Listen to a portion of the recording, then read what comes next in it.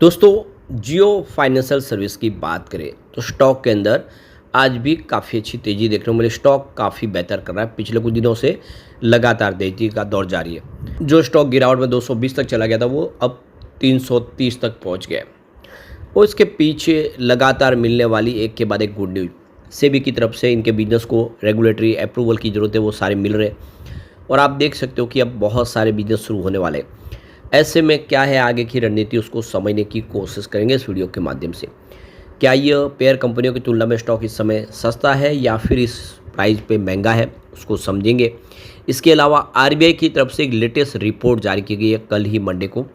क्या है उस रिपोर्ट में और उस रिपोर्ट का क्या फ़ायदा फाइनेंशियल सेक्टर को होगा, उसको समझेंगे इस वीडियो के माध्यम से।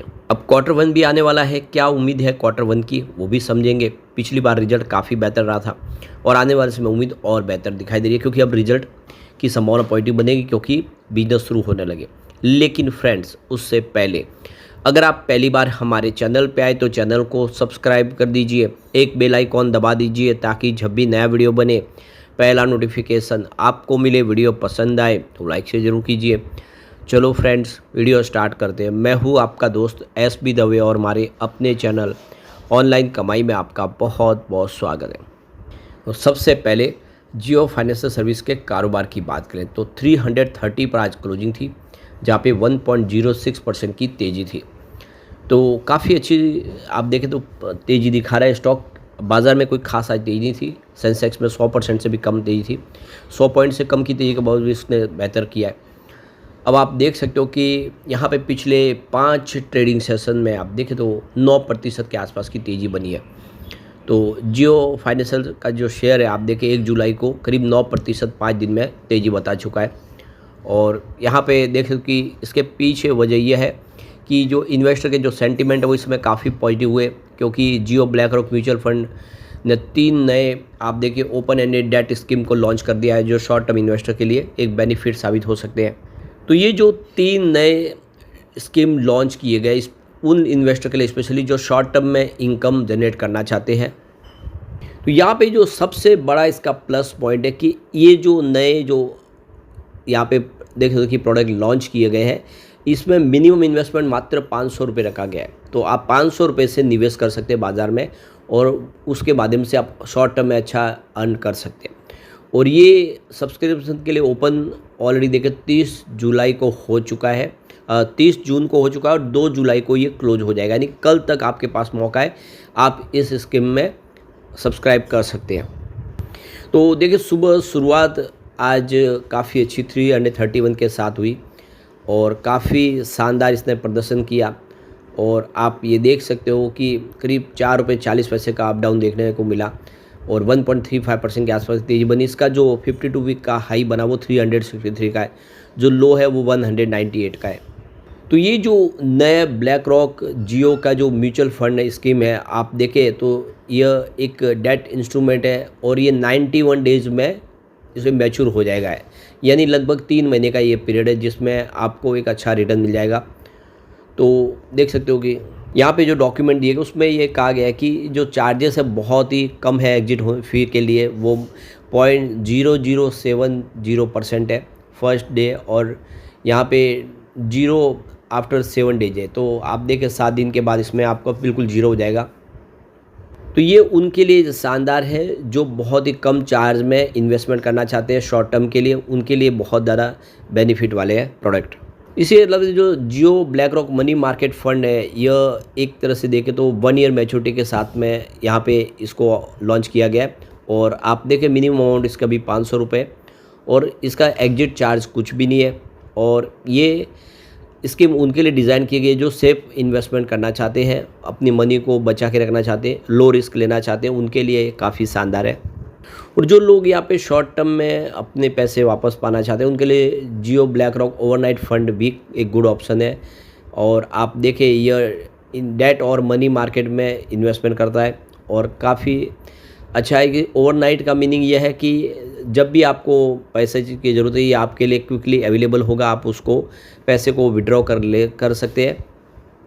तो ये फ़ंड उन लोगों के लिए अच्छा है जो एक दिन के लिए या उससे ज़्यादा के लिए अपनी मनी रखना चाहते हैं और जब चाहे उसका इस्तेमाल करना चाहे, उनके लिए ये बहुत अच्छा है। इसमें भी आप देखें तो एग्जिट फीस कुछ भी नहीं है।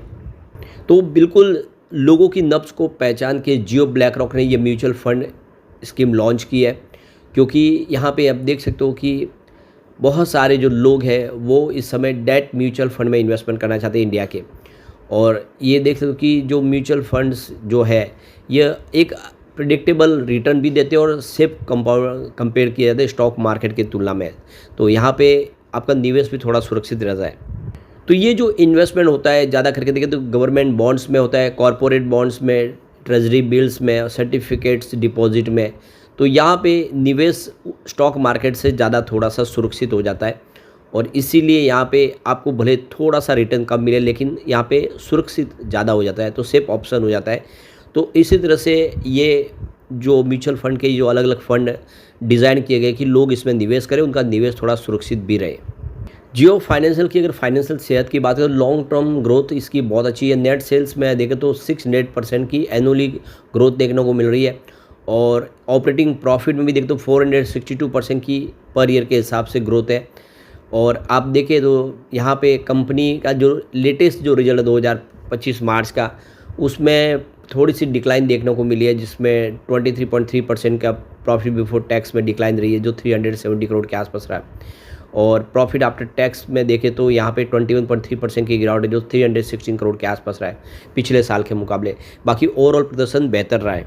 कंपनी का देखो कि इस समय लो रिटर्न ऑन इक्विटी है 1.3 है और relative high valuation with price to book ratio इसका 1.7 है और इसका जो पीईजी रेशियो है वो काफ़ी हाई है 128.85 है। तो उससे ये बात समझ में कि ये ओवर वैल्यूड स्टॉक है। दूसरी कंपनियों की तुलना में आप देख सकते हो कि इसका पी रेशियो हाई है, लेकिन फ्यूचर प्लान देके ये कह सकते हैं कि स्टॉक कमाल कर सकता है। अब एक बड़ी अपडेट निकल के आ रही है आरबीआई की तरफ से जो दावा किया गया कि भारतीय अर्थव्यवस्था वित्तीय प्रणाली टैरिफ के झटकों से निपटने में सक्षम है, भारत एफडीआई के लिए आकर्षक बना हुआ है। तो आरबीआई की सोमवार को जारी वित्तीय स्थिरता रिपोर्ट के मुताबिक भारत की वृद्धि की मुख्य वजह घरेलू मांग में उछाल है, इसलिए यह वैश्विक चुनौतियों से अछूती है। भारतीय अर्थव्यवस्था मजबूती से बढ़ रही है जो महंगाई में लगातार कमी के साथ व्यापक आर्थिक और वित्तीय स्थिरता में मदद कर रही है। तो बढ़ते व्यापार, कई देशों के बीच लंबी समय से चल रहे तनाव और उन्नत देशों की नीतिगत फैसलों से पड़ने वाले प्रभावों से उभरती अर्थव्यवस्थाओं को नई चुनौतियों का सामना करना पड़ रहा है। दुनिया भर में जारी अनिश्चित और चुनौतीपूर्ण आर्थिक पृष्ठभूमि के बावजूद भारतीय अर्थव्यवस्था वैश्विक विकास का एक प्रमुख चालक बनी हुई है। आरबीआई की सोमवार को जारी वित्तीय स्थिरता रिपोर्ट के मुताबिक भारत की वृद्धि की मुख्य वजह घरेलू मांग में उछाल है, इसलिए यह वैश्विक चुनौतियों से अछूती है। भारतीय अर्थव्यवस्था मजबूती से बढ़ रही है जो महंगाई में लगातार कमी के साथ व्यापक आर्थिक और वित्तीय स्थिरता में मदद कर रही है। घरेलू वित्तीय प्रणाली बैंकों और गैर बैंकिंग कंपनियों की स्वस्थ बैलेंस शीट से मजबूत बनी हुई है। रिपोर्ट के अनुसार वित्तीय बाजारों में कम अस्थिरता और उदार मौद्रिक नीति से समर्थित वित्तीय स्थितियां आसान बनी हुई है। अर्थव्यवस्था और वित्तीय प्रणाली टैरिफ के झटकों का सामना करने के लिए अच्छी स्थिति में है। हालांकि देशों के बीच संघर्ष बढ़ना प्रमुख जोखिम बना हुआ है। शहरी सहकारी बैंकों की पूंजी स्थिति मजबूत हुई है। जीवन और सामान्य बीमा क्षेत्र भी बेहतर हुए। कर्ज में तेज वृद्धि के साथ अधिकांश प्रमुख विकसित और उभरते देश ब्याज के रूप में सरकारी राजस्व का बड़ा हिस्सा चुका रहे। आगे इनके ऋण स्तरों में वृद्धि का होने का अनुमान है, क्योंकि देश में आर्थिक गतिविधि का समर्थन करने के लिए अधिक ऋण जारी करते हैं उन देशों में ऋण स्थिरता पर विपरीत प्रभाव पड़ेगा। 2024-25 के सकल प्रत्यक्ष विदेशी निवेश यानी एफडीआई के आंकड़े दर्शाते हैं कि भारत आकर्षक निवेश गंतव्य बना हुआ है। हालांकि शुद्ध एफडीआई में कमी आई है। विदेशी पोर्टफोलियो में निवेशक एफडीआई 2025 में कम हुआ है। 2024-25 के दौरान शुद्ध पूंजी प्रवाह चालू खाता घाटा से कम हो गया है, जिसकी विदेशी मुद्रा भंडार में कमी आई है। तो 20 जून 2025 तक 697.9 अरब डॉलर का विदेशी मुद्रा भंडार है। यह 11 महीने से अधिक के आयात के लिए पर्याप्त है। रिजर्व बैंक के अप्रैल 2025 से तरलता बढ़ाने के उपायों, नीतिगत दरों में कटौती से वित्तीय स्थितियां आसान हुई है। रिजर्व बैंक ने 9.5 लाख करोड़ की तरलता बैंक प्रणाली में भी डाली है। तो ये देख सकते हो कि 2024-25 में पूंजी बाजारों के लिए जरिए 15.7 लाख करोड़ रुपए जुटाए गए। 2023-24 के मुकाबले ये 32.9% अधिक है। इसमें डेट का हिस्सा 63.5% है और इक्विटी का हिस्सा 27.4% है। तो आरबीआई की रिपोर्ट कहती है कि इंडिया की स्थिति अच्छी है और आने वाले समय फाइनेंशियल सेक्टर बहुत बेहतर करेगा। लेकिन साथ में उन्होंने कहा मिड कैप और स्मॉल कैप के जो इस समय स्टॉक है वो जोखिम भरे हैं। और लार्ज कैप काफ़ी अच्छा है। तो निवेश लार्ज कैप की तरफ आरबीआई की तरफ से करना चाहिए जिसमें रिस्क कम है। तो आरबीआई यहाँ पे चेतावनी दे रहा है कि आपको रिस्क के स्टॉक में बचना चाहिए और सेबी की तरफ से भी कई उपाय किए गए। तो ये कुल मिला के देख लो कि लार्ज कैप है जियो फाइनेंशियल, इसलिए सुरक्षित निवेश की तरफ से भी अच्छा है। आरबीआई की रिपोर्ट के हिसाब से भी कह सकते हैं। तो आने वाला जो समय है जियो फाइनेंशियल के लिए काफ़ी बेहतर हो सकता है। लेकिन फ्रेंड्स, कोई भी इन्वेस्टमेंट करने से पहले अपने फाइनेंशियल एडवाइजर से एडवाइस ले ले या अपना खुद का रिसर्च करें, क्योंकि मैंने वीडियो आपके एजुकेशनल पर्पज़ के लिए ही बनाया। वीडियो पसंद आए तो लाइक से जरूर कीजिए और चैनल को सब्सक्राइब कर दीजिए। Thank you friends.